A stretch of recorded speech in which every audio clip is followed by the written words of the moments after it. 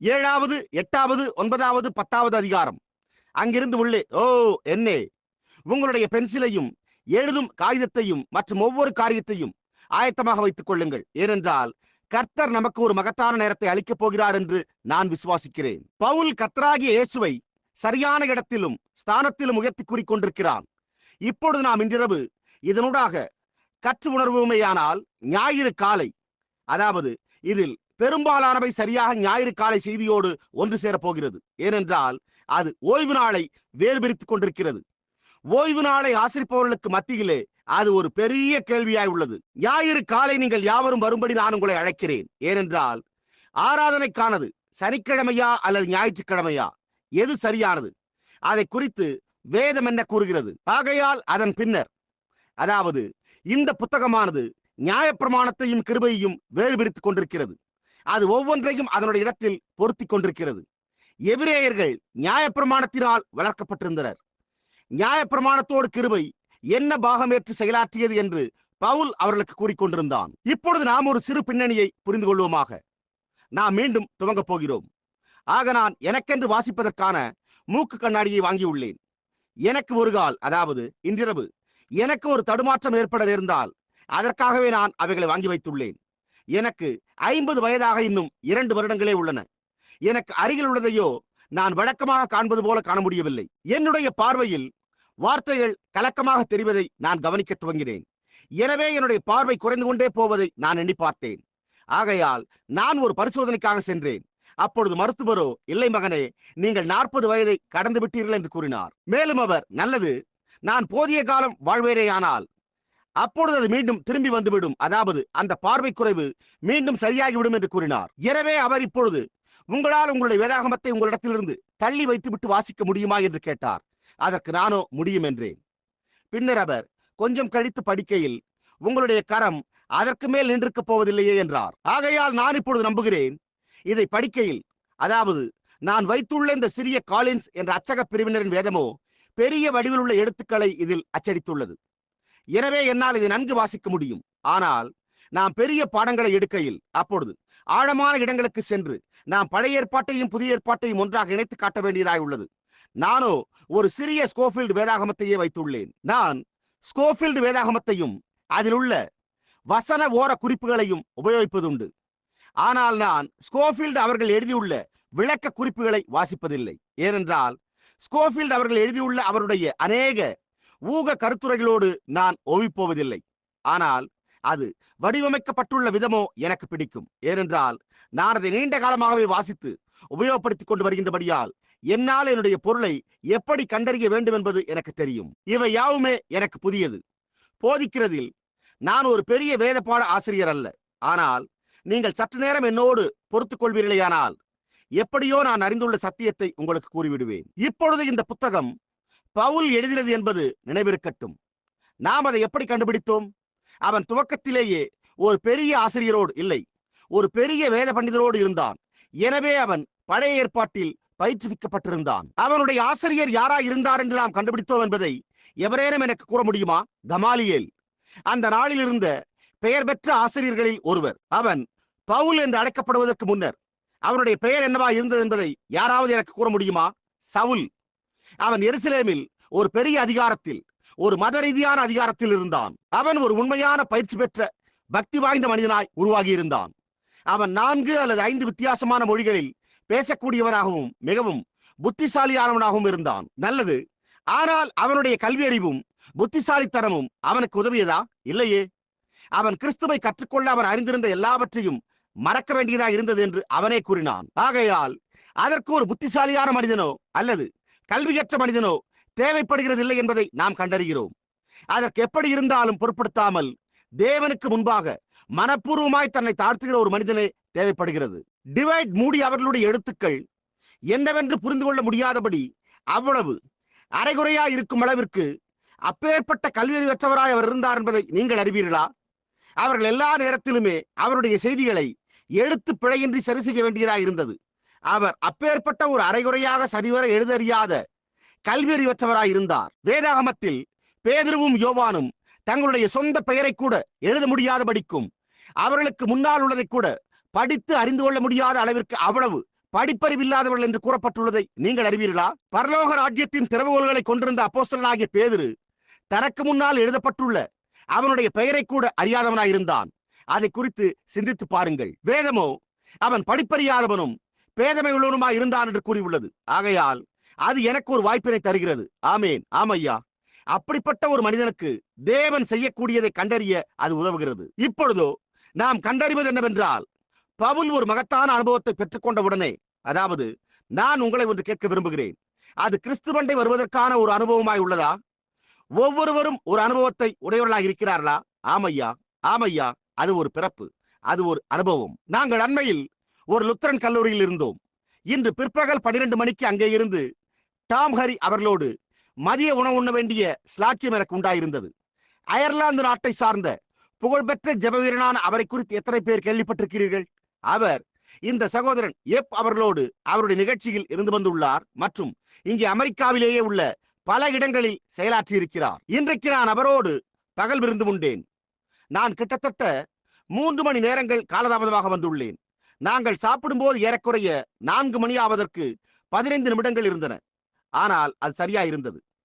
அப்பொழுது இயேசு கிறிஸ்து எல்லா காரியங்களுக்கும் எப்படி தலையா இருக்கிறார் என்ற இந்த காரியங்களின் பேரில் நாங்கள் விவாதித்துக் கொண்டிருந்தோம். இப்பொழுது பவுல் இதை கண்டறிந்தான். அவன் இந்த அனுபவத்தை உடையவனாக இருந்தான். அவன் இந்த அனுபவத்தை ஏற்றுக்கொள்ளும் முன்னர் அவன் வேதாகமத்துக்கு திரும்பிச் செல்ல வேண்டியவனாயிருந்தான். எனவே அவன் இங்கிருந்து புறப்பட்டு மற்றொரு தேசத்திற்குள்ளாக சென்றான். அவன் அங்கே 3 வருடங்கள் தரித்திருந்து தன்னுடைய அனுபவம் சரியா இருந்ததா என்று காணும்படிக்கு வேத வாக்கியங்களை ஆராய்ந்து பார்த்தான் என்பதை நாம் கண்டறிகிறோம். இப்பொழுது அவன் ஒரு மகத்தான காரியத்தை சந்திக்க வேண்டியதா இருந்தது என்பதை நாம் அறிந்து கொள்கிறோம். எனவே அவன் துன்பப்படுத்தின அதே காரியங்கள் சரியா இருந்தன என்று திரும்பி வந்து தன்னுடைய சபைக்கும் எல்லா ஜனங்களிடத்திற்கும் சொல்ல வேண்டியதாக இருந்தது. அது போன்ற ஏதோ ஒரு காரியத்தை நீங்கள் செய்ய வேண்டியதாக இருந்ததா? நிச்சயமாக. கிட்டத்தட்ட நீங்கள் எல்லோருமே திரும்பி வந்து பரிசுத்த உருளைகள் என்று நாம் அழைத்த அந்த ஜனங்கள் சரியா இருக்கிறார்கள் என்பதை கண்டறிந்தேன் என்று கூற வேண்டியதாயிற்று. புரிகிறதா? அதுதானது. நாம் அப்படியே திரும்ப வேண்டியதாயிற்று. நாம் ஒரு காலத்தில் வெறுத்த எல்லா காரியங்களையும் நாம் இப்பொழுது நேசிக்கிறோம். அது ஒரு மனமாற்றமாய், ஒரு வினோதமான காரியமாய் உள்ளது. இப்பொழுது நான் பரிசுத்த உருளையை குறித்த ஒரு வாக்குமூலத்தை கூறினேன். அப்படிப்பட்ட ஒரு காரியமே கிடையாது. அப்படிப்பட்ட ஒரு காரியமே கிடையாது. ஆனால் அவர்கள் அந்த ஜனங்களை பரிசுத்த ஜனங்கள் என்று அழைக்கிறார்கள். ஆனால் பரிசுத்த உருளைகளே இல்லை. அப்படிப்பட்ட ஒரு காரியமே இல்லை. என்னால் காண முடிந்த 960க்கும் சற்று அதிகமான வித்தியாசமான ஸ்தாபனங்களில் கூட அதை போன்று எந்த சபையும் அந்த பெயரில் பதிவு செய்யப்பட்டுள்ளதாக பதிவே கிடையாது. பரிசுத்த உருளை என்று அப்படிப்பட்ட ஒரு ஸ்தாபனமே கிடையாது. அது பிசாசு அந்த சபையின் மேல் வைத்துள்ள ஒரு பெயராய் உள்ளது. ஆனால் அவர்கள் அந்த நாளில் அவர்களை அழைப்பதோ, அதாவது அவர்கள் பவுலின் நாட்களில் அவர்களை என்னவென்று அழைத்தார்கள் என்பது எத்தனை பேருக்கு தெரியும்? மதபேதம் உள்ளவர்கள். மதபேதம் என்பதன் பொருள் என்னவென்று உங்களுக்கு தெரியுமா? பைத்தியம், பைத்தியக்கார ஜனங்கள் என்பதாகும். ஆகையால் நான் ஒரு மதபேதமுடையவனாய் இருக்கிறபடியால் சீக்கிரத்தில் ஒரு பரிசுத்த உருளை என்று அழைக்கப்படுவேன். நீங்கள் அழைக்கப்பட மாட்டீர்களா? ஆகையால் அவர்கள் அவ்வாறு அழைக்கப்பட்ட போது களிகூர்ந்தனர். நாம் அதை குறித்து என்ன செய்ய வேண்டும் என்று இயேசு கூறினார். அவர், சந்தோஷப்பட்டு களிகூருங்கள், பரலோகத்தில் உங்கள் பலன் மிகுதியாயிருக்கும், உங்களுக்கு முன்னிருந்த தீர்க்கதரிசிகளையும் அப்படியே துன்பப்படுத்தினார்களே என்றார். அவர்கள் அதை செய்தனர். அவர் களிகூருங்கள் என்றார். மிக மிக அதிகமாக களிகூறுதல் என்பது உண்மையான சந்தோஷமாயிருக்கிறது. சீஷர்களோ இயேசுவின் நாமத்துக்குரிய நிந்தையை சுமக்க பாத்திரராக கண்டபடியால் அவர்கள் அவருடைய நாமத்துக்குரிய நிந்தையை சுமக்க முடிந்ததை மிகுந்த சந்தோஷத்தோடு களிகூர்ந்தனர். இன்றைக்கோ அநேக ஜனங்கள் அவர்களை பரிசுத்த உருளை என்று அழைக்க நேர்ந்தால் அவர்கள் தலை கவிழ்ந்து அடங்கி போய், என்னே, நான் ஒரு கால் துவக்கத்திலிருந்தே தவறாயிருந்திருக்கலாம் என்று கூறிவிடுவார்கள். ஆனால் அவர்களோ, ஓ என்னே, அந்த நாமத்தின் நிந்தையை சுமப்பதை குறித்து சந்தோஷமடைந்தனர். இப்பொழுது 2ஆம் நூற்றாண்டில் அவர்கள் சிலுவையை முதுகில் சுமந்தவர்கள் என்று அழைக்கப்பட்டனர். அப்பொழுதுதான் கிறிஸ்தவர்கள் தாங்கள் கிறிஸ்துவோடு சிலுவையில் அறையப்பட்டனர் என்பதை காண்பிக்கும்படியாக தங்களுடைய முதுகில் சிலுவையை சுமந்தனர். எனவே அவர்கள் முதுகில் சிலுவையை சுமந்தவர்கள் என்று அழைக்கப்படுகின்றனர். இப்பொழுது கத்தோலிக்கர்கள் தங்களை எந்த விதமாக அழைத்துக் கொள்கிறார்கள் என்பதை நான் அறிவேன். ஆனால் அது கத்தோலிக்க சபையாய் இருக்கவில்லை. அது புராட்டஸ்டன்ட் சபை என்று அழைக்கப்படுவதற்கு முன்பிருந்த புராட்டஸ்டன்ட் சபையாகும். அது பாவத்தை தவிர வேறு எதையும் கண்டனம் செய்யவில்லை. அது இன்றைக்கு புராட்டஸ்டன்ட் சபை என்று அழைக்கப்படுவதற்கு காரணம் என்னவெனில் அது கத்தோலிக்க கொள்கையை எதிர்த்த காரணத்தினாலே ஆகும். அவர்கள் சிலுவையை முதுகில் சுமந்தவர்கள் என்று அழைக்கப்பட்ட போது அது எந்த கோட்பாட்டையும் அந்த நேரத்தில் சாராத குழுவாக இருந்து வந்தது. ஜோசிபஸின் சரித்திரம் மற்றும் மற்ற எழுத்தாளர்களின் சரித்திரம் இஸ்ரவேலினுடைய இரு பாபிலோன்கள் போன்றவற்றை படித்து பார்ப்பீர்களேயானால் அது உண்மை என்பதையும், அப்பொழுது அவர்கள் எந்த ஒரு சபையாயும் ஸ்தாபிக்கப்படவில்லை என்பதையும் கண்டடைவீர்கள். கடைசி அப்போஸ்தலன் மரித்து கிட்டத்தட்ட 300 ஆண்டுகள் கழித்து முதல் கத்தோலிக்க சபையானது ஸ்தாபிக்கப்பட்டது. ஏறக்குறைய 300 ஆண்டுகள் கழித்து கத்தோலிக்க சபையானது ஸ்தாபிக்கப்பட்டது. அப்பொழுதே உபத்திரவமானது துவங்கி ஜனங்கள் கத்தோலிக்க சபைக்குள்ளாக கொண்டு வரப்பட பலவந்தம் பண்ணப்பட்டனர். அவர்கள் சபையையும் அரசியலையும் இணைத்திருந்தனர். அதன் பின்னர் அது என்னவென்று அழைக்கப்பட்டது என்றால், அது அஞ்ஞான மார்க்கத்திலிருந்து கத்தோலிக்க மார்க்கத்திற்கு மாறுவதற்கான கான்ஸ்டன்டைன் மூலம் ஏற்பட்ட மதமாற்றம் என்று அழைக்கப்பட்டது. ஆனால் எவரேனும் எப்போதாவது அவனுடைய சரித்திரத்தை வாசித்து பார்ப்பீர்களேயானால் அவன் மதமாற்றம் அடையவே இல்லை என்பதையும் அவன் செய்த காரியங்களையும் அறிந்து கொள்வீர்கள். ஓ என்ன மத சம்பந்தமாக அவன் செய்த ஒரே காரியம் என்னவென்றால், பரிசுத்த சோபியா சபையின் மேல் ஒரு சிலுவையை நட்டு வைத்து அவன் பக்தி உள்ளவனைப் போல நடித்தான். அவன் ஒரு கேடானவனாயிருந்தான். ஆனால் அவர்களோ அதை அவனுடைய மதமாற்றம் என்று அழைக்கிறார்கள். இன்றைக்கு மதமாற்றம் என்று போலியாக அழைக்கப்படுகிறவற்றோடு கிட்டத்தட்ட ஒப்பிட்டு பாருங்கள் இப்பொழுது. ஆனால் பவுல் மனமாற்றம் அடைந்த போது அவன் இந்த உண்மையான அனுபவத்தை உடையவனாய் இருந்தான் என்பதையும் அவன் முற்றிலுமாய் திருப்பப்பட்டிருந்தான் என்பதையும் நாம் கண்டறிகிறோம். மதமாற்றம் என்பதோ திருப்பப்படுதல் என்பதாகும் என்பதை நீங்களே அறிவீர்கள்.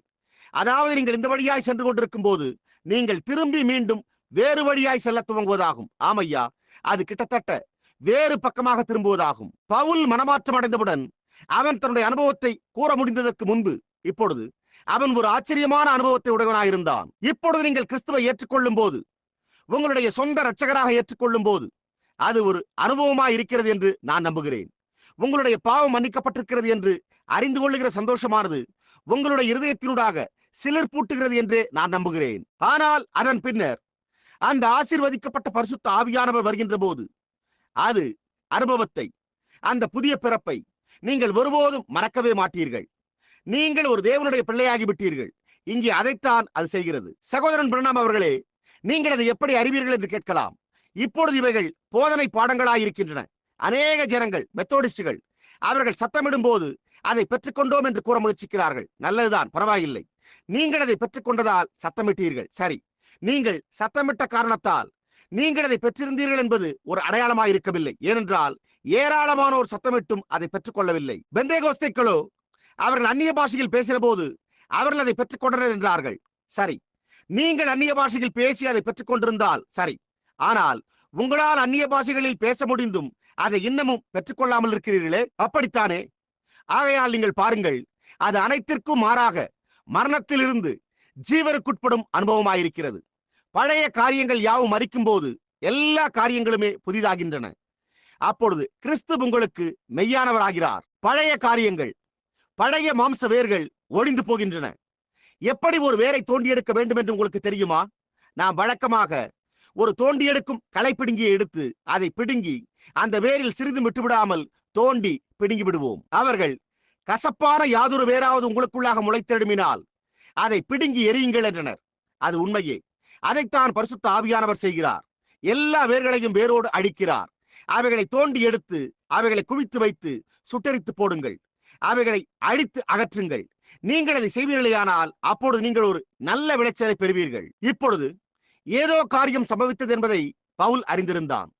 ஆகையால் அவன் அரேபியாவிற்கு திரும்பிச் சென்று 3 வருடங்கள் பழைய ஏற்பாட்டு தீர்க்கதரிசிகள் எல்லாரையும் குறித்து, அவர்கள் எப்படி தீர்க்க தரிசனம் உரைத்தனர் என்பதையும் குறித்து ஆய்ந்து படித்தான். பின்னர் அது முற்றிலும் உண்மையா இருந்தது என்பதை அவன் கண்டறிந்தான். இப்பொழுது பாருங்கள், விடிவெள்ளி நட்சத்திரம் அங்கே பிரசன்னமானதை குறித்தும் அந்த மகத்தான ஒளி இறங்கி வந்து முன்னறிவித்து சம்பவிக்கப் போகிற காரியங்களை காண்பித்ததையும் குறித்து இங்கே இந்த சிறிய சபையில் நமக்கு உண்டாயிருந்த இந்த அனுபவத்தை இன்றைக்கு அதனோடு ஒப்பிட்டு பாருங்கள். அது அற்புதமானது என்பதை நீங்கள் அறிவீர்கள். ஆனால் என்னுடைய ஊழியக்கார சகோதரரோ என்னிடத்தில் அது பிசாசினுடையது என்று கூறினார். அப்பொழுது என்னால் அதை புரிந்து கொள்ள முடியவில்லை. எனவே ஒரு இரவு இந்தியானாவில் உள்ள கிரீன் மில்லில் கர்த்தருடைய தூதன் நடந்து வந்து தரையிலே நின்று அங்கே அதை வேத வாக்கியத்தின் மூலம் நிரூபித்த போது எனக்கு உண்டாயிருந்த அந்த அனுபவத்தை பெற்றுக்கொள்ளும் வரையில் நான் அதை குறித்து ஒன்றையுமே கூறவில்லை. அப்பொழுதே அது அனல் மூண்டது. அப்பொழுதிலிருந்து அது பரவத் துவங்கினது. அண்மையில் கடந்த ஞாயிறு மேயோ சிறப்பு மருத்துவர்களால் அந்த மனிதனுடைய சரீர கட்டுப்பாடு நரம்பு செயலிழந்து விட்டது என்றும் இனி ஒன்றுமே செய்ய முடியாது என்றும் கூறிவிட்ட நடக்க முடியாமல் இருந்த ஒரு மனிதனை இயேசு கிறிஸ்து எடுத்து நிகழ்த்தின பிழையற்ற அடையாளங்களை நாம் கண்டோம். குருடனாய் அமர்ந்திருந்து பின்னர் எழும்பி கட்டடத்தை விட்டு நடந்து சென்று தன்னுடைய சக்கர நாற்காலியை படிக்கட்டுகளில் தள்ளிக்கொண்டு நடக்கவும் மற்ற எவரையும் போல அவனால் காணவும் முடிந்தது. அது உயிர்த்தெழுந்த கர்த்தராகிய இயேசுவின் வல்லமையா இருக்கிறது என்பதையே காண்பிக்கிறது. அங்குதான் காரியமே உள்ளது. அவர் நேற்றும் இன்றும் என்றும் மாறாதவராயிருக்கிறார். நாம் பெற்றுள்ள இந்த மகத்தான அனுபவத்தை அவருடைய வேதாகமத்தோடும் வாக்குத்தத்தங்களோடும் ஒப்பிட்டு பார்க்கும்படிக்கு தேவனது உபகாரப்படுத்தி இருக்கிறார் என்பதை இன்றிரவு அறிந்துள்ள ஒரு மகிழ்ச்சியான குழுவாய் நாம் இருக்கிறோம் அல்லவா? ஆகையால் நாம் மிகுந்த சந்தோஷமுடலாய் இருக்க வேண்டும். அது 2ஆம் அதிகாரத்தில் உள்ளதை நாம் தெளிவாக புரிந்து கொள்கிறோம். எனவே நாம் இந்த காரியங்களை விட்டுவிடக் கூடாது என்றும் நாம் இந்த காரியங்களை குறித்து கவலையற்றிருக்க கூடாது என்பதையும் நாம் கண்டறிகிறோம். நாம் அந்த காரியங்களை பற்றி கொண்டிருக்க வேண்டும். இவ்வளவு பெரிதான ரட்சிப்பை குறித்து நாம் கவலையற்றிருப்போமானால் தண்டனைக்கு எப்படி தப்பித்துக் கொள்ளுவோம்? நாம் நியாய தீர்ப்பில் இருக்கும் போது தேவனுடைய வார்த்தையின் ஒளியில் நாம் என்ன செய்ய போகிறோம்? நீங்கள் நான் எந்த வித்தியாசத்தையும் ஒருபோதும் அறிய என்று கூற முடியாது. ஓ ஆம், உங்களுக்கு தெரிந்துள்ளது. நல்லது. இப்பொழுதோ சகோதரன் பிரணாம் தவறாயிருக்க கூடும் எனலாம். அது உண்மை. ஆனால் தேவன் தவறாயில்லை. அவருடைய வார்த்தை தவறாயில்லை. அதே காரியத்தை குறித்து சற்று சிந்தித்து பாருங்கள். அப்போஸ்தலர்களுக்குள்ளே ஒரு காலத்தில் ஜீவித்த அந்த வேதம் மீண்டும் ஜீவித்துக் கொண்டிருக்கிறது. ஓ, கர்த்தருடைய நாமம் ஸ்தோத்தரிக்கப்படுவதாக. எனக்கோ 48 வயதாகிறதையும் கிட்டத்தட்ட 50 வயதை நெருங்குகிறதையும் நான் எண்ணி பார்க்கும் போது என்னுடைய வாலிப நாட்கள் போய்விட்டன. நான் ஒரு சிறு பையனாய் இருந்தது முதற்கொண்டே ஆசீர்வதிக்கப்பட்ட இந்த வாக்குதத்தை அறிந்து அதை என்னுடைய சகோதர சகோதரிகளுக்கு அறிவித்திருக்கிறேன். உண்மையில் ஆயிரக்கணக்கானோர் அந்தகாரத்திலிருந்து வெளியே வந்துள்ளதையும் நாம் அந்த ஆசீர்வதிக்கப்பட்ட நம்முடைய நித்திய வீட்டிற்கு சென்று கொண்டிருக்கிறோம் என்பதை அறிந்து கொள்வதையும் கண்டிருக்கிறேன். நான் பிரசங்கித்து முடிப்பதற்கு முன்னரே இந்த பூமிக்குரிய கூடாரம் அடிந்து போனாலும் அவ்விடத்திலே ஒன்று காத்துக் கொண்டிருக்கிறது. அல்லேலூயா. டஜன் கணக்கான ஜனங்கள் இங்கே அமர்ந்துள்ளதை அறிவேன். அதாவது அவர்கள் இந்த ஜீவனை இப்பொழுது இழந்துவிட்டாலும் அவர்களுடைய சரீரத்தை நாம் அடக்கம் செய்பவரிடத்தில் கொண்டு செல்லும் முன்பு அவர்களோ அப்பாலுள்ள அவ்விடத்தில் அந்த மகிமையான சரீரத்தில் இருந்து கொண்டு தேவனுடைய பரிசுத்தவான்களோடு கூட கலிகூர்ந்து கொண்டிருப்பர். என்னென்றைக்கும் ஜீவிக்கும்படியான தேவனுடைய பிரசனத்தில் ஏற்கனவே இருப்பர். அது அவ்வண்ணமான பரிபூரண முற்றிலுமான ரூபகாரப்படுத்தலாயிருக்கிறதே. ஆமேன். ஓ, அது அந்த பிரஸ்பிட்டரினை சத்தமிட செய்யுமே. அது சண்டேவையும் அவ்வாறு செய்தல்லவா? அந்த ஜனங்களோ பிரஸ்பிட்டரியன்களா இருந்தனர். நிச்சயமாகவே சிந்திக்க செய்யும். ஓ, ஜனங்கள் உணர்ச்சி வசப்படுவதில் வியப்பொன்றுமில்லையே. ஏன்? ஒரு பந்தினை அடிப்பதிலோ அல்லது ஒரு கூடைப்பந்தாட்ட கூடையில் எறிவதில் நீங்கள் உணர்ச்சி வசப்படுவீர்களேயானால் நீங்கள் மரணத்தை விட்டு நீங்கி ஜீவனுக்குட்பட்டிருக்கின்றீர்கள் என்றும் நீங்கள் கிறிஸ்துவுக்குள் ஒரு புது சிருஷ்டியா இருக்கின்றீர்கள் என்பதை அறிந்து கொள்வது உங்களை எவ்வளவு அதிகமாக உணர்ச்சி வசப்பட செய்யும். உங்களுடைய ஆவி உங்களை துர்குணத்திலிருந்தும் கபடத்திலிருந்தும் பகைமையிலிருந்தும் உலகத்தின் எல்லா காரியங்களிலிருந்தும் விலக்கி வழிநடத்துவதன் மூலமே நீங்கள் அதை அறிந்து கொள்கிறீர்கள். உங்களுடைய இருதயமோ கிறிஸ்துவின் மேல் ஒருமுகப்படுத்தப்பட்டிருக்கிறது. அதுவே உங்களுடைய நோக்கங்களாகும். அப்பொழுது அதைத்தான் நீங்கள் உங்களுடைய சிந்தையில் உங்களுடைய இருதயத்தில் இரவும் பகலும் சிந்திப்பீர்கள். நீங்கள் இரவிலே படுக்கைக்கு செல்லும் போது உங்களுக்கு பின்னால் உங்களுடைய கரங்களை இந்த விதமாக வைத்துக் கொண்டு அங்கே படுத்துக்கொண்டு உங்களுக்கு நித்திரை வரும் வரை அவரை ஸ்தோத்திரிப்பீர்கள். மீண்டும் காலையில் எழுந்ததும் அவரையே ஸ்தோத்திரிப்பீர்கள். ஆமேன். ஓ, என்னே, நான் அவரை துதிக்க முயற்சித்துள்ளேன். ஒவ்வொரு நாள் காலையும் சகோதரன் உற்சவர்களும் நானும் கிட்டத்தட்ட அதிகாலையில் 4 மணிக்கே எழுந்து அணில் வேட்டையாட வெளியே செல்கிறோம். நான் ஒவ்வொரு மரத்தின் கீழும் அவரை ஸ்தோத்திரிக்கிறேன். நான் அவ்வாறு செய்து வருகிறேன் என்று நான் நினைக்கிறேன். என்னால் அவரை ஸ்தோத்திரிக்காமல் எந்த ஒரு மரத்தையுமே காண முடியவில்லை. நினைத்து பாருங்கள், அவரே அந்த மரத்தை வளர்த்தார். ஒரு சிறிய வெட்டுக்கிளி மேலே பறப்பதை காண்கிறேன். அவர் அந்த வெட்டுக்கிளியை அறிந்திருக்கிறார். ஓஹோ, நீங்களோ சகோதரன் பில் அர்த்தமற்றது என்று கூறலாம். ஓ இல்லை, அதுவல்ல. அவர் ஒவ்வொரு அணிலும் எங்கே உள்ளது என்பதை அறிந்திருக்கிறார். அவர் ஒவ்வொரு வண்ணத்து பூச்சியும் எங்கே உள்ளது என்பதை அறிந்திருக்கிறார். ஏன், ஒரு சமயம் அவருக்கு கொஞ்சம் பணம் தேவைப்பட்டது. அப்பொழுது அவரோ, பேதுருவே, அங்கு ஒரு மீன் உள்ளது. சற்று முன்புதான் அது ஒரு வெள்ளிப்படத்தை விழுங்கினது. அந்த நாணயம் நம்முடைய தேவைக்கு போதுமானதாக இருக்கிறது. எனவே நீ அங்கே போய் தூண்டிலை போடு, நான் அந்த மீனை அங்கு அறுப்புவேன். அப்பொழுது அந்த மீனுடைய வாயிலிருந்து அந்த வெள்ளிப்பணத்தை எடுத்துக்கொள். ஏனென்றால் அந்த மீனால் அதை உபயோகப்படுத்த முடியாது. எனவே அதை கொண்டு போய் நம்முடைய தசமபாகத்தையும் வரிப்பணத்தையும் அவனுக்கு செலுத்திவிடு என்றார். ஆமேன். சில வாரங்களுக்கு முன்னர் ஒரு சிறு மீன் கொல்லப்பட்டு தண்ணீரில் கிடப்பதை கண்டேன். அதனை குறித்த நிகழ்ச்சியை நீங்கள் எல்லோரும் கேட்டிருக்கிறீர்கள். சகோதரன் உட்ஸ் அவர்களும் அவருடைய சகோதரனும் அங்கே அதற்கு சாட்சிகளாயிருக்கிறார்கள். அந்த சிறிய மீன் தண்ணீரின் மேல் அரை மணி நேரமாக அதனுடைய வாய் வழியாக குடல்கள் எல்லாம் வெளியே இழுக்கப்பட்டு மிதந்து கொண்டிருந்தது. அப்பொழுது மகத்தான பரிசுத்த ஆவியானவர் இது சம்பவித்ததற்கு முந்தின நாள் வீசுகிற காற்றில் வந்து, நீங்கள் ஒரு சிறு மிருகத்தின் உயிர்த்தெழுதலை காணப்போகின்றீர்கள் என்றார். அதற்கு அடுத்த நாள் காலையில் கிட்டத்தட்ட சூரியன் உதித்தெழுமின சற்று நேரத்தில் இவ்வளவு நீளம் கொண்ட அந்த சிறிய மீனை நாங்கள் கண்டோம். அப்பொழுது கர்த்தருடைய ஆவியானவர் அங்கு வந்து, சிறு மீனே, இயேசு கிறிஸ்து உன்னை முழுவதும் சொஸ்தமாக்குகிறார் என்று கூறினார். அப்பொழுது மரித்து போய் கிட்டத்தட்ட அரை மணி நேரமாய் தண்ணீரில் மேய்ந்து கொண்டிருந்த அந்த மீன் உயிர் பெற்று அதனால் முடிந்த அளவு வேகமாக நீந்தி தண்ணீருக்குள்ளாக நீந்தி சென்று விட்டது. ஓஹோ, கர்த்தருடைய நாமம் ஸ்தோத்தரிக்கப்படுவதாக. அவர் எவ்வளவு அற்புதமானவராயிருக்கிறார். பவுல் அவர் மெல்கிசேதேக்கின் முறைமையில் இருந்தார் என்று கூற முடிந்ததில் வியப்பொன்றுமில்லையே. அவர் மெல்கிசேதேக்காயிருந்தார். மெல்கிசேதேக்கிற்கோ நாட்களின் துவக்கம் இல்லாதிருந்தது. அவருக்கு வருடங்களின் முடிவும் இல்லாதிருந்தது. அவருக்கு ஜீவனின் துவக்கமும் ஜீவனின் முடிவும் இல்லாதிருந்தது. அவருக்கு தகப்பனும் தாயும் இல்லாதிருந்தது. ஆகையால் அவர் வேறு யாராகவும் இருந்திருக்க முடியாது.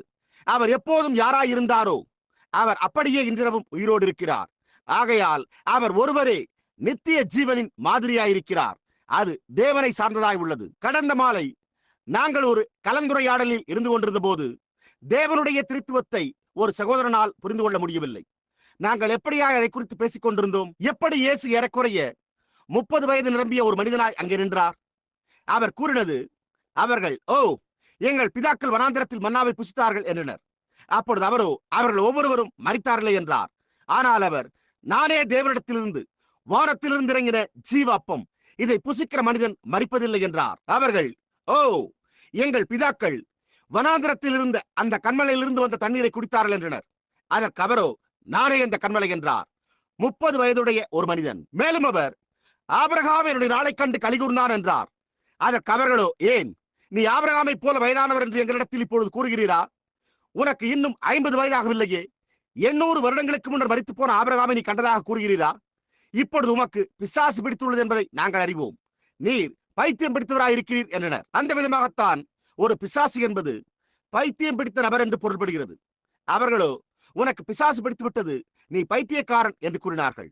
அதற்கு அவரோ, ஆபிரகாம் உண்டாகிறதற்கு முன்னமே நான் இருக்கிறேன் என்றார். அந்த விதமாகத்தான் அவர் இருந்தார். அவர் வெறுமன ஒரு மனிதனாகவோ அல்லது அவர் ஒரு தீர்க்கதரிசியாகவோ இருக்கவில்லை. அவர் தேவனாயிருந்தார். தேவன் பூமியிலே இயேசு என்று அழைக்கப்பட்ட ஒரு மாம்ச சரீரத்தில் வாசம் செய்த மனு உருவெடுத்த தேவகுமாரனாயிருந்தார். அவ்விதமாகத்தான் சரியாக அவர் இருந்தார். நாம் இப்பொழுது இங்கே இந்த 2ஆம் அதிகாரத்தின் முடிவில் உள்ள கடைசி பாகத்தில் அவரை கண்டறிகிறோம். அதில் நான் 16வது வசனம் இல்லை 15வது வசனத்திலிருந்து துவங்கி வாசிக்க விரும்புகிறேன். ஜீவ காலமெல்லாம் மரண பயத்தினாலே அடிமைத்தனத்திற்குள்ளானவர்கள் யாவரையும் விடுதலை பண்ணும்படிக்கு அப்படியானார். அதைத்தான் இயேசு செய்தார் என்றும், அதாவது ஜீவ காலமெல்லாம் மரண பயத்தினாலே அடிமைத்தனத்திற்குள்ளானவர்கள் யாவரையும் விடுதலை பண்ணும்படிக்கு அப்படியானார் என்று பவுல் கூறினான். இப்பொழுது மரணத்தின் பயமே தேவையில்லை. இப்பொழுது உண்மையாகவே நாம் மரிக்கிறோம். நம்மில் எவருமே மரணத்தை விரும்புகிறதில்லை. நாம் அதை மரணம் என்று அழைக்கிறோம். ஆனால் ஒரு நபர் மீண்டும் பிறந்தால் அவனால் மரிக்க முடியாது என்பது உங்களுக்கு தெரியுமா? எப்படி ஒருவன் நித்திய ஜீவனை பெற்று அதன் பின்னர் மரிக்க முடியும்? அவனால் மரிக்க முடியாது. மரணம் என்ற அந்த ஒரு காரியம், அதாவது மரணம் என்ற வார்த்தையின் பொருள் என்னவென்றால் பிரிவினை என்பதாகும். இப்பொழுதோ அவன் நம்முடைய கண் பார்வையில் இருந்து பிரிக்கப்படுவான். ஆனால் அவன் எப்பொழுதுமே தேவனுடைய பிரசன்னத்தில் இருக்கிறான். அவன் எப்பொழுதுமே இருப்பான். ஆகையால் மரணம் ஒரு கடினமான காரியம் அல்ல. மரணம் ஒரு மகிமையான காரியமாய் உள்ளது. மரணம் நம்மை தேவனுடைய பிரசன்னத்திற்குள்ளாக கொண்டு செல்கிறதா இருக்கிறது. ஆனால் இப்பொழுது உண்மையாகவே நாம் மானிடர்களாய் இருக்கின்றபடியால் இங்குள்ள இந்த இருளான மூலக்கூறுகளில் நடக்கிறோம். நாம் அதை புரிந்து கொள்ள வேண்டிய பிரகாரம் புரிந்து கொள்கிறதில்லை. உண்மையாகவே சுவாச தடையான மரண வேதனை உண்டாகிற போது அது நம்முடைய பரிசுத்தவான்களையும் பயப்படச் செய்து இழுக்கிறது. அது தேவகுமாரனையே இந்த பாத்திரம் நீங்க கூடுமா என்று கூறும்படி செய்தது. அது ஒரு பயங்கரமான காரியமாய் உள்ளது. அதை தவறாக புரிந்து கொள்ள வேண்டாம். ஏனென்றால் அது ஒரு பாவத்தின் தண்டனையாய் உள்ளது. அது மரணமாய் உள்ளது. அது பயங்கரமானதாய் இருக்க வேண்டியதாய் உள்ளது. ஆனால் நாமோ காலத்தின் திரைக்கப்பால் என்ன உள்ளது என்பதை நோக்கி பார்க்க கூடுமானால் நலமாய் இருக்குமே. கர்த்தருக்கு ஸ்தோத்திரம் உண்டாவதாக. காலத்தின் திரைக்கப்பால் உள்ளதையே அங்கேயே மனிதன் இன்றிரவு நோக்கி பார்க்க வாஞ்சிக்கிறான். குட்டி அண்ணாமே ஸ்னெல்லிங் என்பவளும் மற்றவர்களும், கர்த்தாவே, நான் காலத்தின் திரைக்கப்பால் கடந்து நோக்கி பார்க்கட்டும் என்ற ஒரு பாடலை இங்கே வழக்கமாக பாடுவதுண்டு. ஒவ்வொருவரும் அதை காண விரும்புகின்றனர். இப்பொழுது நாம் இங்கே 16ஆம் வசனத்தில் இருக்கிறோம். ஆதலால் அவர் கை கொடாமல், ஆதலால் அவர் தேவ தூதருக்கு உதவியாக கை கொடாமல் ஆபிரகாமின் சந்ததிக்கு உதவியாக கை கொடுத்தார். நாம் அதை இப்பொழுது மீண்டும் கவனத்திற்கு கொண்டு வர விரும்புகிறோம். இப்பொழுது நாம் சரியாக வந்து கொண்டிருக்கிற, அதாவது இந்த 3ஆம் அதிகாரத்தின் முதல் பாகம், அதனுடைய கடைசி பாகம், அது வருகின்ற ஞாயிற்றுக்கிழமைக்கான பாடமான ஓய்வு நாளுக்கான அந்த நாள் என்பதன் பேரில் இணைகிறது. இப்பொழுது கவனியுங்கள், அவர் தேவ தூதருக்கு உதவியாக கை கொடாமல் இப்பொழுது அவர் யாராயிருக்கிறார்? அவன் யாரை குறித்து பேசிக் கொண்டிருக்கிறான்? கிறிஸ்துவையே. கிறிஸ்து யாராயிருக்கிறார்? தேவனாய், தேவனுடைய லோகாசாயிருக்கிறார். இப்பொழுது நீங்கள் இதை நிச்சயமாகவே புரிந்து கொள்ளும்படிக்கு நான் அதை மீண்டும் விளக்கி கூறட்டும். தேவன் 3 தேவர்களாயிருக்கவில்லை. தேவனின் திரித்துவம் ஒன்றாயிருக்கிறது. பிதா, குமாரன், பரிசுத்தாவி என்பது 3 வித்தியாசமான தேவர்களை பொருட்படுத்துகிறதில்லை. அது அவ்வாறு இருந்தால் நாம் அஞ்ஞானிகளாயிருப்போம். அந்த காரணத்தினால்தான் யூதர்களால் புரிந்து கொள்ள முடியவில்லை. அது ஒருபோதும் வேதத்தில் கற்பிக்கப்பட்டிருக்கவில்லை. இப்பொழுது அது முழுமையாக கத்தோலிக்க சபையில் கற்பிக்கப்பட்டுள்ளது. அங்கிருந்துதான் திருத்துவ ஞானஸ்தானம் தோன்றினது. ஆப்பிரிக்காவில் அவர்கள் உங்களுடைய முகத்தை முன்னோக்கியவாறு 3 முறை முழுக்கி ஞானஸ்தானம் கொடுக்கிறார்கள். பிதாவாகிய தேவனுக்காக ஒரு முறை, குமாரனாகிய தேவனுக்காக ஒரு முறை, பரிசுத்தாவியாகிய தேவனுக்காக ஒரு முறை. இப்பொழுது அது தவறானது. அதை குறித்த அப்படிப்பட்ட போதனைகளே வேதத்தில் கிடையாது. புரிகிறதா? இப்பொழுது அந்த விதமாகத்தான் அவர்கள் கற்பித்தனர். அது லூத்தரினூடாக வந்து பின்னர் லூத்தரிலிருந்து வெஸ்லிக்கு போய் தொடர்ந்து காலங்களினூடாக வந்து கொண்டே இருந்தது. ஆனால் அது ஒருபோதும் ஒரு வேத போதனையாக இருந்ததே இல்லை. அது துவங்கினது முதற்கொண்டே அது ஒரு பிழையாக இருந்து வந்துள்ளது. இப்பொழுது ஆகையால் தேவன் ஆதியில் இருந்தார். எந்த வெளிச்சமும் உண்டாவதற்கு முன்னே, எந்த ஒரு அணுவும் உண்டாவதற்கு முன்னே, எந்த ஒரு நட்சத்திரமும் உண்டாவதற்கு முன்னே, காணக்கூடிய எந்த ஒரு காரியமும் உண்டாவதற்கு முன்னே தேவன் எல்லாவற்றிடத்தையும் நிரப்பியிருந்தார். அதில் தூய்மையை தவிர வேறொன்றும் இருந்ததில்லை. தூய்மையான அன்பு, தூய்மையான பரிசுத்தம், தூய்மையான நிதியே இருந்தது. அது ஆவியாயிருந்தது. அவர் நித்தியத்திலிருந்து முழு வெற்றிடத்தையும் மூடி மறைத்திருந்தார். அங்கே நம்மால் அதனுடைய எல்லையை கண்டறியவே முடியாது. அதுவோ நம்மால் கற்பனை செய்து பார்க்கக்கூடிய எந்த ஒரு காரியத்திற்கும் அப்பால் செல்கிறது. நாம் அந்த தூரதரிசினி கண்ணாடியினூடாக நோக்கி பார்ப்போமேயானால் அப்பொழுது நம்மால் கோடிக்கணக்கான ஒளி ஆண்டுகளை காண முடியும். அதை குறித்து சிந்தித்து பாருங்கள். கோடிக்கணக்கான ஒளி ஆண்டுகள். ஒளியானது கிட்டத்தட்ட ஒரு வினாடிக்கு 8000 மைல் வேகத்தில் பிரயாணம் செய்கிறது.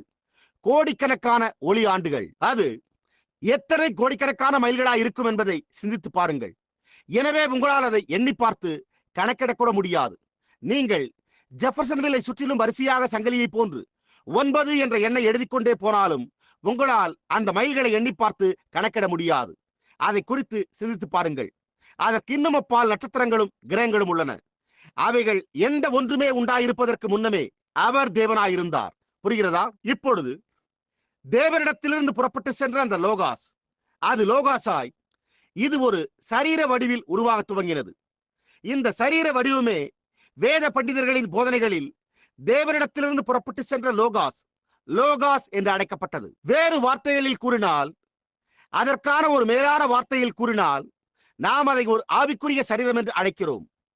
ஆவிக்குரிய சரீரம் என்பதோ மகிமைப்படுத்தப்பட்ட ஒரு மானிட சரீரமாய் உள்ளது. சரியாக மாம்சமும் இரத்தமும் இருப்பது போன்றில்லாமல் அது அதனுடைய மகிமையடைந்த நிலையில் இருக்கும்.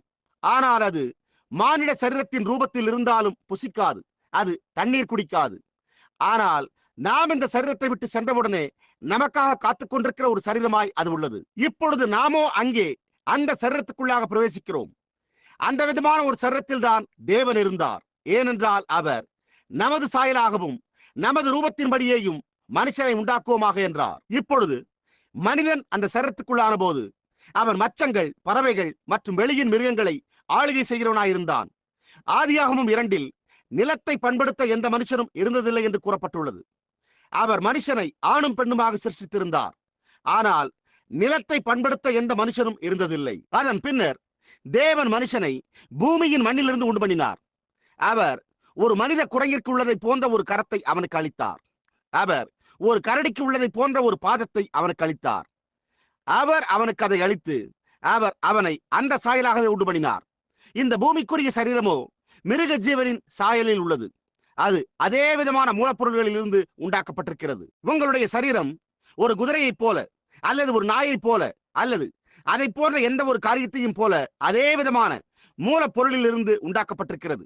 அது சுண்ணகம், சாம்பலுப்பு, தாது எண்ணெய், இயலுலக ஒளி போன்றவற்றிலிருந்து உண்டாக்கப்பட்டிருக்கிறது. நீங்களோ இல்லை. எல்லா மாம்சமும் ஒரே விதமான மாம்சம் அல்ல. அது வித்தியாசமான மாம்சமாக உள்ளது. ஆனால் அது பூமியின் மண்ணிலிருந்து உண்டாக்கப்பட்டிருக்கிறது. அங்கிருந்தே அது உண்டானது. ஆனால் ஒரு மிருகத்திற்கும் ஒரு மனிதனுக்கும் இடையே உள்ள வித்தியாசம் என்னவென்றால், தேவன் ஒரு மனிதனுக்குள் ஒரு ஆத்துமாவை வைத்தார். அவர் அதை மிருகத்திற்குள் வைக்கவில்லை. ஏனென்றால் மனிதனுக்குள் இருந்த அந்த ஆத்துமாவே அந்த ஆவிக்குரிய சரீரமாய் இருக்கிறது.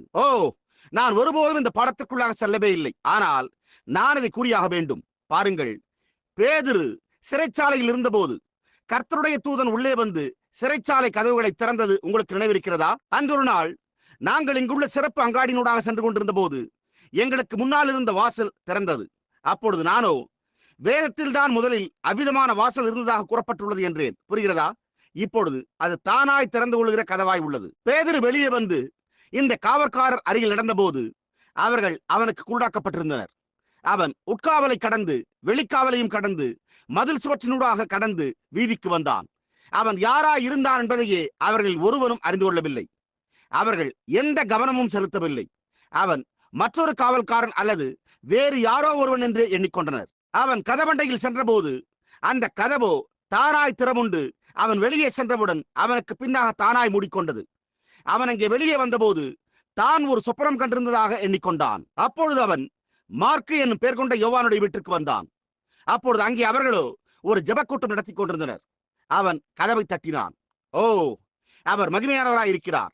அவர் அற்புதமானவராய் இருக்கிறார். இப்பொழுது அவர் தேவ தூதருக்கு உதவியாக கை கொடாமல் ஆபிரகாமின் சந்ததிக்கு உதவியாக கை கொடுத்தார். தேவன் ஆபிரகாமின் சந்ததியானார். இப்பொழுது நமக்கு நேரம் இருந்தால் உடன்படிக்கையில் அவர் அதை எப்படி செய்தார் என்பதை காண்பிக்க திரும்பி சென்று பார்க்கலாம். நான் அதன் பேரில் பிரசங்கித்ததை நீங்கள் அநேக முறை கேட்டிருக்கிறீர்கள்.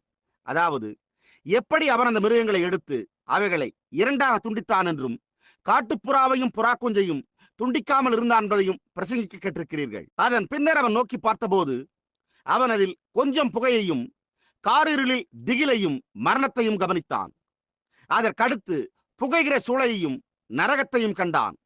ஆனால் அதற்கப்பால் ஒரு சிறிய வெண்மையான ஒளி சென்றது. அந்த சிறிய வெண்மையான ஒளி துண்டிக்கப்பட்ட பலியின் ஒவ்வொரு துண்டங்களின் நடுவேயும் சென்று அவர் என்ன செய்வார் என்பதை காண்பித்தது. அவர் அதை செய்தபோது அவர் ஆணையிட்டு அவர் ஒரு உடன்படிக்கையை எழுதி அவர் என்ன செய்ய உள்ளார் என்பதை காண்பித்தார். அவர் இயேசு கிறிஸ்து பூமிக்கு வந்தார். தேவன் இம்மானுவேல், தேவன் மாம்சத்தில் இருந்தார். அவர் கல்வாரியிலே இரண்டாக கிழிக்கப்பட்டார்.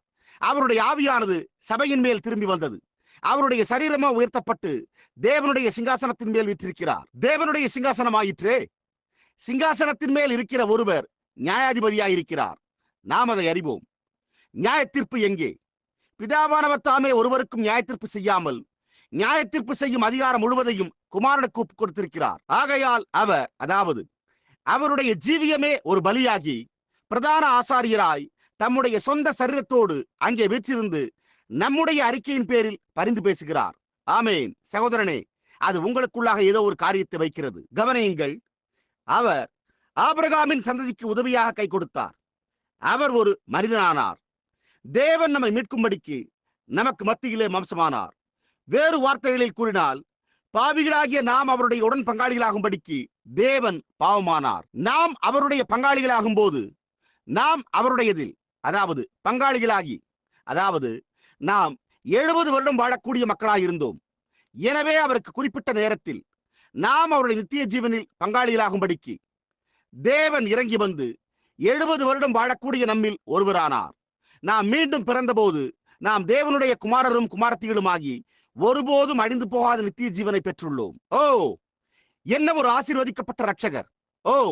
அதை எழுதுவதற்கோ வழியே கிடையாது. அதை விவரித்து கூறவும் வழியே கிடையாது. அது விளக்கி கூறுவதற்கு அப்பாற்பட்டதாய் உள்ளது. அது எவ்வளவு மகத்தானது என்று எவருமே விளக்கி கூற முடியாது. நீர் எவ்வளவு மகத்தானவர், நீர் எவ்வளவு மகத்தானவர் என்பது உண்மையே. அன்றியும் அவர் ஜனத்தின் பாவங்களை நிவர்த்தி செய்கிறதற்கு ஏதுவாக, இதை கவனியுங்கள், தேவ காரியங்களை குறித்து இரக்கமும் உண்மையும் உள்ள பிரதான ஆசாரியராய் இருக்கும்படிக்கு எவ்விதத்திலும் அதை குறித்து சிந்தியுங்கள். தம்முடைய சகோதரருக்கு ஒப்பாக வேண்டியதாய் இருந்தது. இப்பொழுது ஒப்புரவாகும்படிக்கு தேவன் நீதியை அறிந்திருந்தும் ஒரு பாவியாய் இருப்பது என்ன என்பதை உணர ஒப்புரவாகுதலின் ஊடாக ஒப்புரவாகும்படிக்கு திரும்பி செல்லவும் ஜனங்களின் மேல் இரக்கமாய் இருக்கவும் அநீதியாக வேண்டியதாய் இருந்தது. அடுத்த வசனம், அதை இங்கே கவனியுங்கள். ஆதலால் அவர்தாமே சோதிக்கப்பட்டு பாடுபட்டதினாலே தேவனால் ஆவியில் பாடுபட முடியாது. அவர் சுகவீனத்தின் வேதனையை உணர, இச்சையின் சோதனையை உணர, இல்லாமையின் சோதனையை உணர, பசியின் சோதனையை உணர, மரணத்தின் வல்லமையை உணர மாம்சமாக வேண்டியதாயிருந்தது. அவர் மகத்தான ஆவியான யெகோவாவின் பிரசன்னத்தில், ஆவியில், மனிதனாய் அல்ல, ஆவியில் இந்த ஜீவியத்திற்கு பரிந்து பேச அதை தம்மேல் ஏற்றுக்கொண்டார். இயேசு நமக்காக பரிந்து பேச அதை ஏற்றுக்கொண்டார். ஏனென்றால் அதை எப்படி உணர்கின்றீர்கள் என்பதை அவர் அறிந்திருக்கிறார். நீங்கள் சுகவீனம் அடையும் போது நீங்கள் எப்படி உணர்கின்றீர்கள் என்பதை அவர் அறிந்திருக்கிறார். நீங்கள் சோதிக்கப்படும் போது நீங்கள் எப்படி உணர்கின்றீர்கள் என்பதை அவர் அறிந்திருக்கிறார். நாம் ஒரு குடியரசுத் தலைவருக்காக வாக்களிக்கும் போது நீங்கள் எப்போதாவது கவனித்துள்ளீர்களா? ஒவ்வொரு விவசாயியும் ஒரு விவசாயியாக இருந்து வந்துள்ள ஒரு குடியரசுத் தலைவருக்காகவே வாக்களிப்பான். ஏனென்றால் அவன் அந்த விவசாயினுடைய வாழ்க்கையின் கடினமான பாகத்தை அறிந்திருக்கிறான். புரிகிறதா? எனவே புரிந்து கொள்ள சில மனிதர் அவருக்கு தேவைப்படுகிறது. தேவனால் புரிந்து கொள்ள முடிந்ததற்கு முன்பு அவருடைய மகத்தான பரிசுத்தத்தில் அவர் இருக்கிறார். அவர் மனிதனை ஆக்கிரைக்குட்படுத்தின பிறகு எப்படி அவரால் புரிந்து கொள்ள முடியும்? அவருடைய பரிசுத்தத்தின் மூலம் அவர் மனிதனை ஆக்கிரைக்குட்படுத்தினார். அவர் மனிதனை எப்படி நீதிமானாக்க வேண்டும் என்பதை அறிந்து கொள்ளக்கூடிய ஒரே வழி மனிதனாவதன் மூலமேயாகும். தேவன் கன்னியின் மீது நிழலிட அவள் ஒரு சரீரத்தை பிறப்பித்தாள். அது யூத ரத்தமோ அல்லது புறஜாதி ரத்தமோ அல்ல, ஆனால் அவருடைய சொந்த ரத்தமாகும். அது எவ்வித பாலியல் ஈடுபாடும் இல்லாமல், எந்த பாலியல் ஆசையும் இல்லாமல் தேவனால் சிருஷ்டிக்கப்பட்ட ரத்தம். இந்த ரத்தானு இந்த ஸ்திரீயின் கர்ப்பத்தில் சிருஷ்டிக்கப்பட்டு குமாரனை பெற்றெடுத்தாள். அவர் யோவான் சாரங்கரால் ஞானஸ்தானம் பண்ணப்பட்ட போது யோவான் தேவ ஆவியானவர் ஒரு புறாவை போல இறங்கி வந்து அவர் மேல் தங்குவதை கண்டு நான் சாட்சி பகர்கிறேன் என்று கூறினான். இயேசு வானத்திலும் பூமியிலும் சகல அதிகாரமும் எனக்கு கொடுக்கப்பட்டிருக்கிறது என்று கூற முடிந்ததில் வியப்பொன்றுமில்லையே. தேவனும் மனிதனும் ஒன்றாகினர். வானமும் பூமியும் ஒன்றையொன்று தழுவிக்கொண்டன. அவரே நம்முடைய பாவங்களுக்கு நிவர்த்தி செய்யக்கூடியவராயிருந்தார். அந்த காரணத்தினால்தான் அவருடைய நாமத்தில் சுகமளித்தல் நிகழ்கிறது. அவர் உங்களுடைய வேதனையை அறிந்திருக்கிறார். இந்த சிறிய பழைய பாடலை நீங்கள் எப்போதாவது கேட்டிருக்கிறீர்களா? இயேசு நீங்கள் உணர்கிற வேதனையை அறிந்திருக்கிறார். அவரால் ரட்சிக்க முடியும், அவரால் குணப்படுத்த முடியும். உங்களுடைய பாரத்தை கர்த்தரண்டைக்கு கொண்டு சென்று அதை அங்கேயே வைத்து விடுங்கள். அது உண்மை. அவர் அறிந்திருக்கிறார். நம்முடைய சரீரம் வேதனையினால் வியாகுலப்படுகின்ற போது, நம்முடைய ஆரோக்கியத்தை மீண்டும் பெற முடியாமல் இருக்கும் போது, ஜெபத்திற்கு பதிலளிக்கிற பரலோகத்தின் தேவனை நினைவு கூறுங்கள். நீங்கள் உணர்கிற வேதனையை இயேசு அறிந்திருக்கிறார். அவரால் ரட்சிக்க முடியும், அவரால் குணப்படுத்த முடியும். உங்களுடைய பாரத்தை கர்த்தரண்டைக்கு கொண்டு சென்று அதை அங்கேயே வைத்து விடுங்கள். அதை அங்கே அப்படியே வைத்து விடுங்கள் என்று அதைத்தான் அவர் வேண்டி கேட்கிறார். ஏன்? அவர் நீங்கள் எப்படி உணர்கின்றீர்கள் என்று அறிந்திருக்கிற நம்முடைய பிரதான ஆசாரியராய் இங்கே நின்று கொண்டிருக்கிறார். அவர் உங்களை எப்படி திரும்பவும் கிருபைக்கு ஒப்புரவாக்க வேண்டும் என்றும், எப்படி உங்களுடைய ஆரோக்கியத்தை உங்களுக்கு திருப்பி கொண்டு வர வேண்டும் என்பதையும் அறிந்திருக்கிறார். அவர் அதை குறித்து எல்லாவற்றையும் அறிந்திருக்கிறார். அவர் பாடுபட்டார். நீங்கள் உங்களுடைய தலையை சாய்க்க ஒரு இடத்தை பெற்றுக் கொள்ளாமல் இருக்கும் போது அவரும் அதே விதமாக இருந்தார். நீங்கள் ஒரே ஒரு மாற்று வஸ்திரத்தை உடையவர்களாக இருக்கும் போது அவரும் அதே விதமாக இருந்தார்.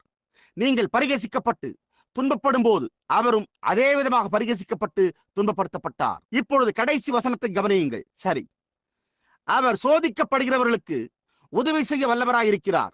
இல்லை என்றால், வேறு வார்த்தைகளில் கூறினால், அவர் அவர்களுக்கு பாதுகாப்பளிக்கக்கூடியவராய், அவர்களுக்கு உதவி செய்யக்கூடியவராய், அவர்களிடத்தில் பரிவிரக்கம் கொள்ளக்கூடியவராயிருக்கிறார். ஏனென்றால் தேவன் தாமே அதை உணரும்படிக்கு மனிதனானார். அன்றொரு இரவு நாம் அதன் பேரில் போதித்தது நினைவிருக்கிறதா?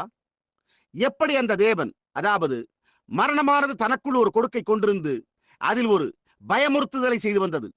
எனவே அவர்கள் தங்களுடைய ஜீவ காலமெல்லாம் இந்த மரணத்தை குறித்த அடிமைத்தனத்தில் இருந்தனர். ஆகையால் அந்த மரணத்தின் கொடுக்கை எடுத்து போடும்படியாகவே இயேசு வந்தார். அவர் மலையின் மேல் சென்று கொண்டிருந்த போது நாம் அதை எப்படியாய் விளக்கி காட்டினோம் என்பது நினைவிருக்கிறதா? அவருடைய அங்கியில் சிறிய சிவப்பு புள்ளிகளாய் காணப்பட்டு சற்று கழித்து அவை யாவும் ஒரே பெரிய புள்ளியாக மாறி இரத்தமானது அவரை சுற்றி பீரிட்டு தெரித்தது. அவருடைய சிறிய நலிவுற்ற சரீரத்தை கொண்டு அவரால் மேற்கொண்டு அடியெடுத்து வைக்க முடியாமல் அவர் கீழே விழுந்தார். சிரேனே ஊரானான சீமோன் என்ற கருப்பு நிற மனிதன் சிலுவையை மலையின் மேல் சுமந்து செல்ல அவருக்கு உதவினான். அவர்கள் அவரை சிலுவையில் வைத்து ஆணியடித்த போது அவர் தண்ணீருக்காக கூச்சலிட்டு கதறினார். ரத்தம் வடிந்து கொண்டிருக்கிற எந்த மனிதனுக்கும் தண்ணீர் தேவைப்படுகிறது. அன்றொரு நாள் இரவு மானானது நீரோடைகளை வாஞ்சித்து கதறுவது போல, தேவனே, என் ஆத்துமா உம்மை வாஞ்சித்து கதறுகிறது என்பதன் பேரில் நான் பிரசங்கித்தது நினைவிருக்கிறதா? மானானது காயப்பட்டு ரத்தத்தை இழந்து கொண்டிருந்தால் அது ஜீவிக்க தண்ணீரை கண்டறிந்தாக வேண்டும், இல்லை என்றால் அது மரித்து போகும். நான் 14 வயதுடனாய் இருந்தபோது நான் சுடப்பட்டு வயலிலே கிடந்தேன். 12 என்ற குண்டின் விற்றளவு கொண்ட வேட்டை துப்பாக்கியோ என்னுடைய கால்களின் மேல் பட்டு வெடித்து விட்டபடியால் அது சிதைந்த ரொட்டி துண்டு போலானது. அப்பொழுது நானோ தண்ணீருக்காக கதறி, ஓ, எனக்கு தண்ணீர் தாருங்கள் என்றேன். எனக்கு மறுத்து போய்விட்டது. என்னுடைய உதடுகளும் மறுத்து போனது. அப்பொழுது என்னுடைய நண்பன் ஒரு விதமான புழுக்கள் மற்றும் சேறு நிறைந்த பழைய குட்டைக்கு ஓடினான். அது என்னவா இருந்தது என்று கூட நான் கவலைப்படவில்லை.